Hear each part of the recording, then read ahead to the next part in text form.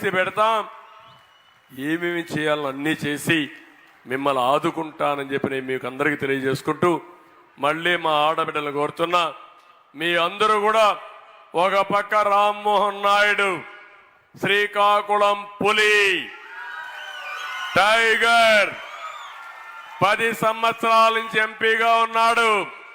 శ్రీకాకుళం గలం ఢిల్లీ పార్లమెంట్ లో వినిపించిన సమర్థవంతుడు. అనర్గళంగా ఏ భాషలో మాట్లాడతాడు.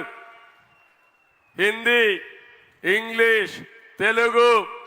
అచ్చెన్నాయుడు గారి మన ఎర్రమనాయుడిని చూశాను. ఆయన హిందీ రాదు, కానీ ఆయన పర్సనాలిటీతో ఢిల్లీలో గజగజలాడించి అందరినీ కోఆర్డినేట్ చేసిన మహానాయకుడు నా మిత్రుడు ఎర్రమనాయుడు గారు. ఇప్పుడు రామ్మోహన్ నాయుడు మోడర్న్ లీడర్, యువతకు ఒక ఐకాన్. అవునా కాదా అని మిమ్మల్ని అడుగుతున్నా. గడ విప్పితే అర్ధగంట గాని గంట గాని మీరందరూ ఇనేటిగా చేయగలిగిన సమర్థుడు రామ్మోహన్ నాయుడు అని చెప్పి నేను మీకు తెలియజేస్తున్నా. అలాంటి వ్యక్తి ఇక్కడ 3వ హ్యాట్రిక్. నాకు డౌట్ లేదు, ఎన్నికల లాంఛనమే మెజారిటీ. 2 ఎన్నికల కంటే మెజారిటీ ఓట్లేసి ఒక మంచి నాయకుడిగా దీవించమని మిమ్మల్ని అందరినీ కోరుకుంటున్నా, ఆశీర్వదించమని కోరుకుంటున్నా.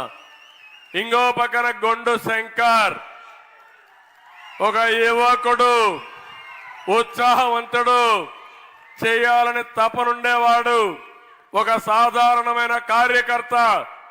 నేను మిమ్మల్ని అందరినీ అభిప్రాయాలు అడిగానా లేదా అని మిమ్మల్ని అడుగుతున్నా. IVRS ఫోన్లో అడిగాను, మీరందరూ అభిప్రాయాలు చెప్పారు. కానీ ఇక్కడ సూర్యనారాయణ గారు కూడా, లక్ష్మీదేవి కూడా, గుండా సూర్యనారాయణ, అప్పుల సూర్యనారాయణ, ఆయన సతీమణి లక్ష్మీదేవి కూడా పార్టీకి సేవలు చేశారు. ఈరోజు ఉదయం కూడా ఆయనతో ఒకసారి నేను మాట్లాడాను. ఎన్ని ఇబ్బందులున్నా నేను ఒక నిర్ణయం తీసుకున్నాను.